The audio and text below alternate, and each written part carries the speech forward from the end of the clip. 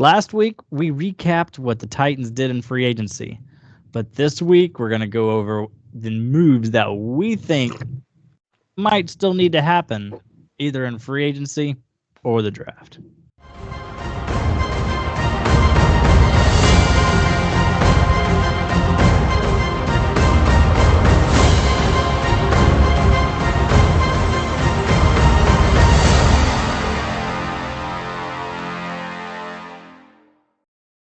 Welcome back, Titan Bros, coming at you. Another video.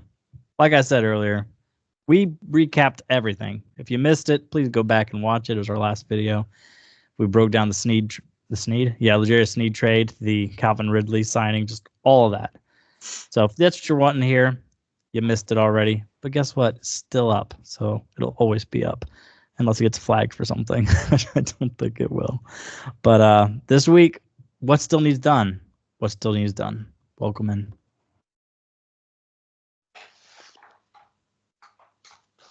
Okay. All right. That being said, let's go ahead and hop right on in here. All right. As you can tell, we take our job very seriously. Yeah, let me tell you why. Because this is how much money-ish I make from the channel. How much have I lost? This plus another this, and a couple fives over here. Like I've sunk some money in for cameras and microphones, but well, okay. It'll be all right. We did it for fun. Also, the ASMR of you slurping that coffee. It's like. Also, this is my wife's mug. It says, "Mom, you are my sunshine." So it's a mom. It's a mom mug. I don't think we would expect anything different from you.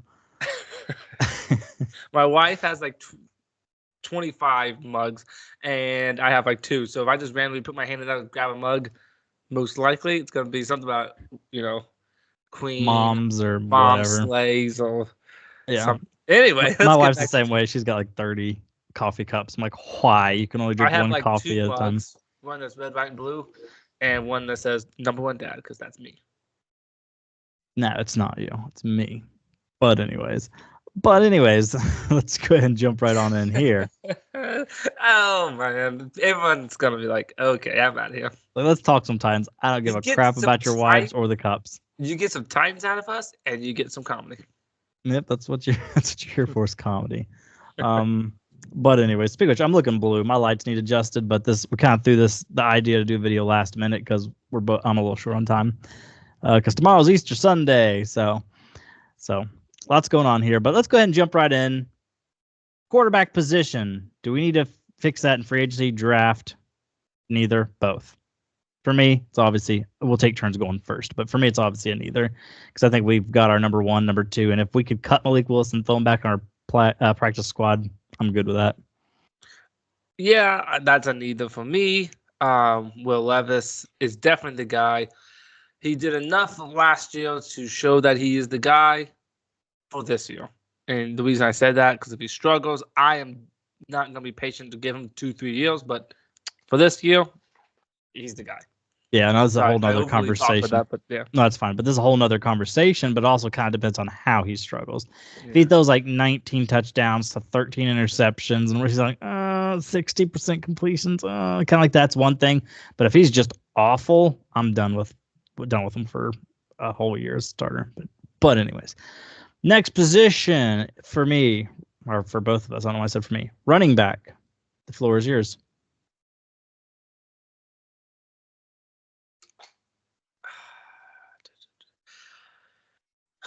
I guess neither. Originally I said maybe we should, in a later draft pick, get a power back, but you said you think that's going to be Julius Chestnut. So if that's the case, we don't really need one, so I'm going to say neither.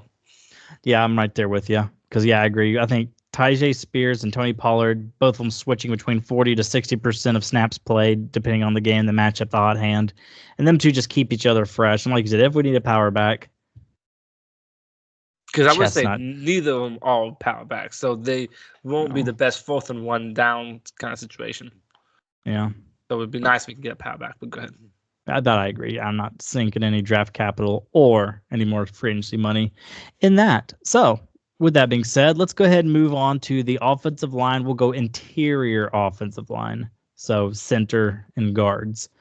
Do we need to address that in free agency? Do we need to address it in the draft? Both? Neither? I'm going to start off. I'm going to say for the interior, I'm good with the interior. Me too. Because we got Brunskill, Skoronski, Cushenberry. I'm happy with those three as our starters. But most people say they see Dylan Radins as a guard. That's interior. People say they see NPF as a tackle or possibly a guard. We brought in Sadiq Charles. They see him as a guard mostly. I think he's drafted as a tackle. But like, I'm just thinking of all these people. I'm just like, we have depth at inside, maybe a backup center. But even then, I wouldn't want to draft it because I want this backup to be a backup. I don't want this to be a succession plan to Lloyd Cushenberry because we got him under contract for 4 years. So I'm fine with the interior. I am too. I don't think we really have to address that at all. Not saying if we get a guard in the 5th round, I'm gonna be like, oh no. But I'm just saying, yeah, if we don't do anything else with the interior, I'm happy. Yeah, I agree. If either one, it should be draft because, like you said, if like an athletic freak who's stupidly raw, sound like me. Yeah. Actually, if anything, I'd say you're the opposite. I'd say you've got a lot of football under your belt from back in the day. It's maybe the athletic freak part that you kind of fall a little short on there. But hey, I was playing football today with my nephews, and I was dominating. Well, I'm sure you were. Sure, they was 8 and 9 years old, and I was smack talking through the football. One of them. Good. I'm sure you're gonna sleep with a little smirk on your face tonight, knowing that you just trounced those kids' hopes and dreams. Yep. Anyways, let's say if an athletic freak, as I was saying, falls to like the 5th round, but he's so stupid raw.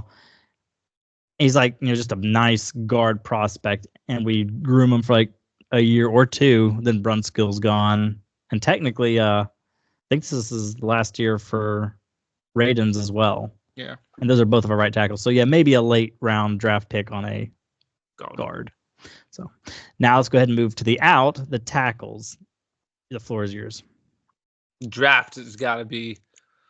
I think free agency dried up. I believe you could correct me on that when it comes to tackles. And like in the sense that I don't think there's any good starting tackles left. If you get people to be depth pieces, but yeah, we gotta get someone in the draft. Even if maybe we get a receiver in the 1st round and then a tackle in the 2nd, or we get Joe Ott in the 1st round. But there was no way we can just completely ignore tackle in the draft and just have not address this at all going into next season. So yeah, I say definitely draft. I honestly still say both though, because like even if we go Joe Alt, a left tackle, we still need a tackle on the right, and not just that, we still have no tackle depth. We have no tackle depth at all. We literally on our roster currently, I think we have Nicholas Petit-Frere as our tackle.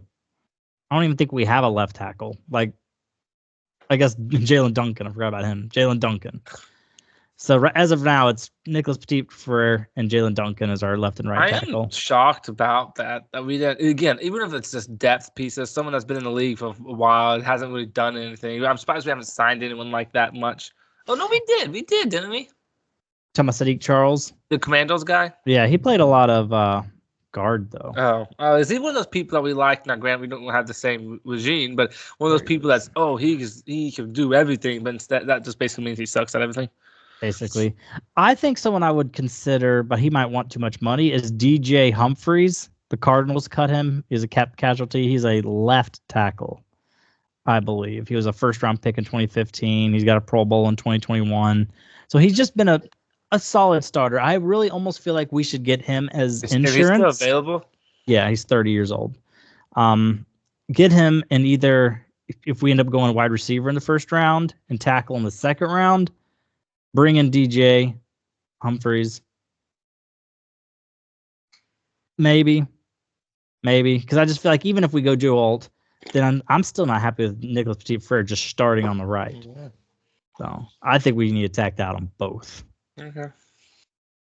I And am plus, there's shocked like that we didn't do something with that in the free agency, but yeah, and there's like Mekhi Becton is still technically a free agent. He's that really big, athletic guy who just can't. He has injury problems and had trouble putting it together with the Jets, and he's a free agent as well.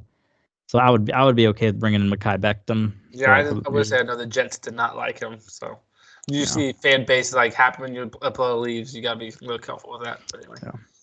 That's why it need to be like a low contract. Anyway, yeah. Next position. The tackle. It's mostly that tackle. The only one, in my opinion, the one and only glaring need we have on offense is tackle. But sadly, as of now, it's both tackle spots. And it is a very important position. Yeah, it's kind of what derailed our whole season. 2 years in a row because bad tackle plays what got Tannehill hurt 2 years in a row, got what Levis hurt. And it's just, that's why people like Malik Willis keep seeing the field. But anyways, tight end. It's your turn to go first, right? I don't remember, but I'll go first. Tight end. I'm okay with tight end. Maybe again, try to go get somebody that's a blocking tight end, maybe if you want to. But either way, we don't have to. I don't think that is as important with probably a new offense that we have now to get a blocking tight end. So if we don't address it in the free agency or draft, I'm okay. Tight end, I think, is one of our least glaring needs. I'm like, oh, we got to fix that. Yeah, I mean, I agree. To me, it would be low signing free agency or nothing. We had drafted tight end 2 years in a row with Chig and with Josh Wiley. So maybe I've heard a lot of people suggest maybe CJ Uzama. He was the tight end for the Bengals the year they went to the Super Bowl. But then just because he was on the Bengals, he got overpaid by the Jets for a year for 2022. Was it 2022 or 2023?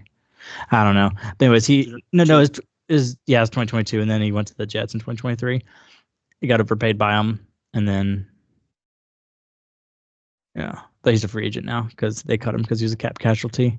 I have the timeline on the whole CJ Uzama thing messed up, but anyways, if we signed him as a good blocker, I'd be okay with it. But also, I think we're going to pass more than we've seen the Titans pass in literally 15 years. Not trying to sound dramatic, but like it's been a long time since we've been a pass first offense. So if we don't get us a big, slow Trevon Wesco, Jeff Swaim, I'm okay with it. Yeah. All right. Wide receivers. My turn to go first. Free agency. Nope, I lied. Quite the opposite. I don't think I just said words. No, not free agency because we already added back NWI in free agency. We already added Calvin Ridley, the big name, in free agency. And we've already got Traylon Burks and Kyle Phillips. We still have those on the roster. And, of course, D-Hop. So if we're going to bring in a wide receiver, we need young.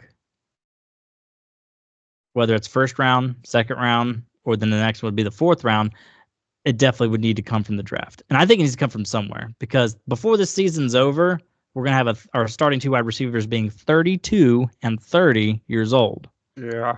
I feel like Calvin really hasn't been long enough to be 30. I think he got drafted when he's like 24 is what the thing was. That's got to be what it is. But yeah, I don't feel like he should be 30, but he is. So I'll say you're right. We need some young talent because the young talent we have, Traylon Burks, isn't that good. So yeah, I wouldn't mind a second round because this is my opinion. I say we get a tackle, then receiver, or receiver then tackle. Like honestly, that's the two positions I want to get. You know what I mean?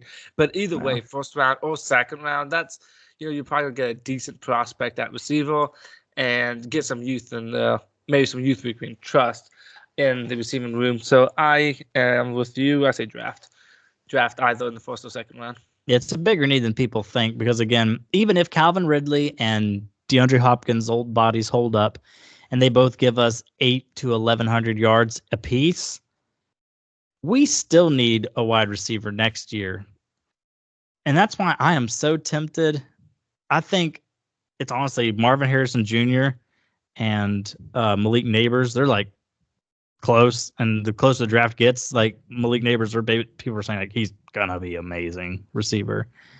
And then Rome Odunze, he's good, but I think he's a little bit under the other two, in my opinion, or not just my opinion. It's most people's opinions. So I would be so tempted to get him this year if he falls to 7, but most likely he's not going to fall to 7. But if we did, it might look like we have a crowded wide receiver room. But DeAndre Hopkins more than likely going to take his exit, and even if he doesn't, he'll be 33 next year. Is he's really going to be putting up 1,000, 1,100, 1,200 yards? So that's why I wouldn't be too mad about it. But yes, wide receiver, in my opinion, still needs to be addressed in either the first or the second round.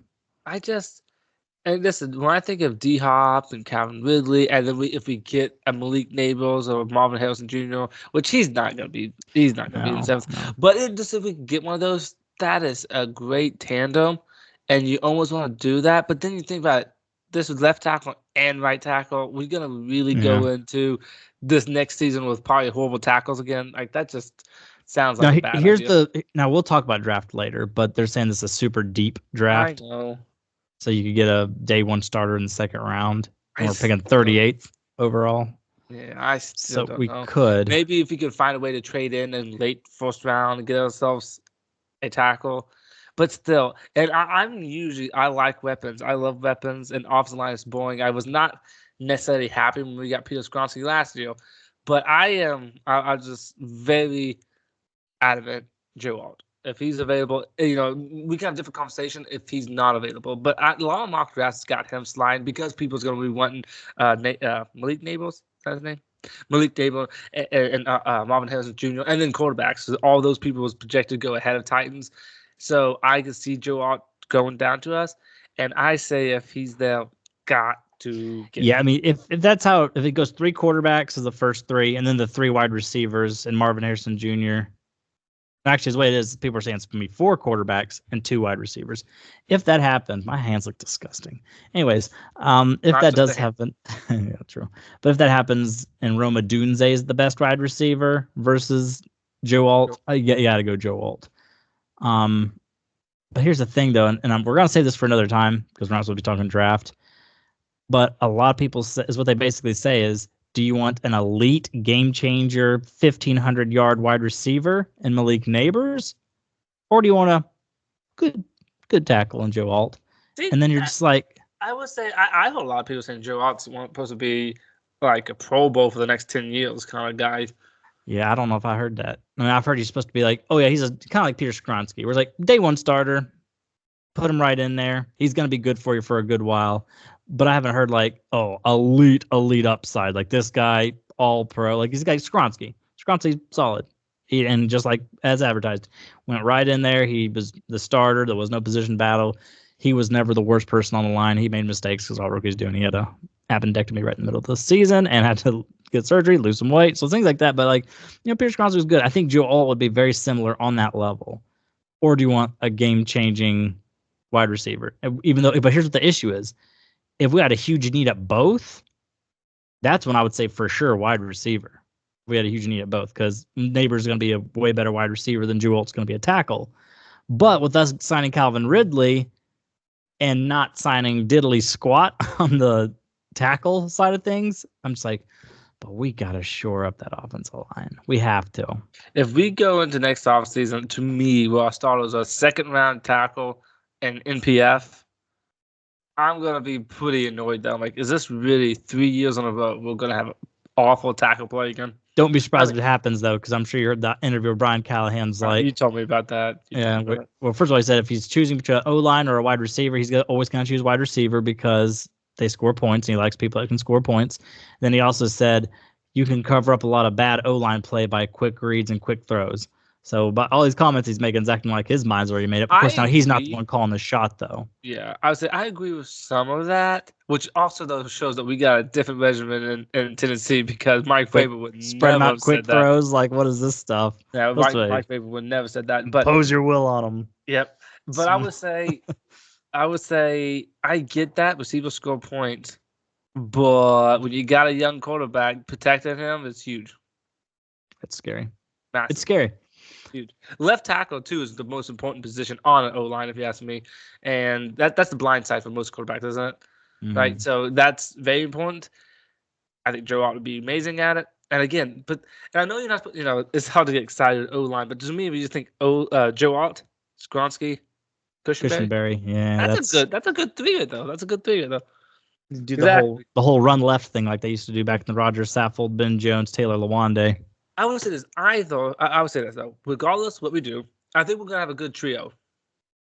Either a good trio of receivers or a good trio on the offensive line. We're gonna have a good trio, you know. So I'm gonna try to be excited no matter what we do. I will be excited no matter what, unless it's someone like Brock Bowers or some people are saying we should take the number 1 edge rusher at 7. Then I'm like, no. Like he might be amazing, but I'm like, that's not what we're near. I saw someone say that, and I'm not a person saying, oh, defense does not matter, but I'm just gonna say it. Defense doesn't not matter as much as it should. Corners, secondaries. Yeah, I agree. Corners are becoming more and more important, and we really address the heck out of that. Yeah. So I just need to score 30. I saw a stat, I'm sure you've seen it all over the socials this week, where Titans have the longest streak of not scoring 30 points, and it's disgusting how long it is. Yeah. So it's like 35 games or something like that. But we're getting off on a tangent. We are, and that was the last offensive position. Did you answer about that? I don't think you did. Tackle? The wide receivers. Oh, wide receivers. Because I said not free agency and yes to draft. Yeah, I say yeah to draft. Yeah, I don't think there's anything left in free agency that would help us. Because I agree with you. Because I remember you saying this. If we're gonna get a receiver, I would like it to be younger because D Hop is not young, and Ridley is not young. So at this point, NWI is not young either. I think he's like 27 now. But he's not meant to be a starter 1-2. So that's why. I just wish Traylon Burks was better. I mean, I agree. If he was good, he's 27, March 21st, so he just had a birthday. I liked him out of Arkansas. I really did. I just don't. And then I liked his rookie year fine. And then this year, he just sucked. Didn't get thrown to that much. And when he did, he let us down. Yeah, he didn't like catching too much, and he loved to get hurt. He loved pain. What I hate, though, that's a 2-year in a row thing now. Concussions, too. Yeah. I honestly, I said this, I'm going to say this to you. After one of his first injuries in the second season, like, this guy's gonna play his rookie contract out and retire. I just feel like I could say like 6-ish years in the NFL where maybe he tries for a team and he doesn't even know if he's gonna make the roster for sure and kind of like retires in like July or something. By the way, did you see Corey Davis once back? Yeah, I think he already been reinstated, right? I think he was reinstated and released. I like him, but I don't know what he has because he's been, when you're out of football for that long. And he was good, but not great. I just don't know what he has left. And also, he's not really a young guy, but... Yeah, I would say he's like 29 now, I think, which is insane. I feel like we just drafted him. I feel like he would be a good 3, if you ask me. I mean, he'd be better than the people we have, but if you do him as the number 3, then we're officially, 1, saying we're not going to draft a wide receiver, and 2, officially closing the book on Traylon Burks, which if that happens, he just needs traded at that point. Yeah. Even if it's just for a 6th round pick. I would say... Go ahead. No, go ahead. This has no. I just know. We'll just digress. And I was about to say, I was about to wrap it up. But so if you had something you wanted to say, go for it. It's not important. But I was saying it was our last 3 first-round receivers: A.J. Brown, Corey Davis, Traylon Burks. A.J. Brown was the only one that really. Round. And he was second round. You're right. And I was going to say he was the only one who lived up to the first round title, but he wasn't a first round. Corey Davis was good. If you got Corey Davis in a 3rd round. That's a really good receiver, though. You know, he was not first round, never was. 600 to 900 yards a season. Yeah, exactly. You can live with that. 5th overall pick. 5th overall pick is just what made him look worse than he was. I remember seeing a thing before we drafted him said every receiver that was picked 1 to 5 ended up being a Hall of Famer or at least a multiple Pro Bowler in their career. And Corey Davis was never that. No. Anyway, sorry. There you go. None of that has anything to do with what we was talking about, but there you go. It's all right. I knew we literally sat down and had no idea what we were actually going to talk about, but I knew we'd eventually be able to ramble on for about a half hour or so. Hope your coffee was tasty at 9:42 at night. So I think that's all we got. I need help to stay up this late, buddy. Let's say if you're going to stay up past the sun, you got to have a little coffee. So is there anything else you want to add before we get on out of here? No, just ready for the draft. Pretty excited about it. But I still think it's a little ways away. About 3.5 weeks. So yeah, that's all we got. That's what we think we ought to do when it comes to our offense for the rest of the off season. So tighten up, peace out, and we'll see you in the next video where we do this for the defense.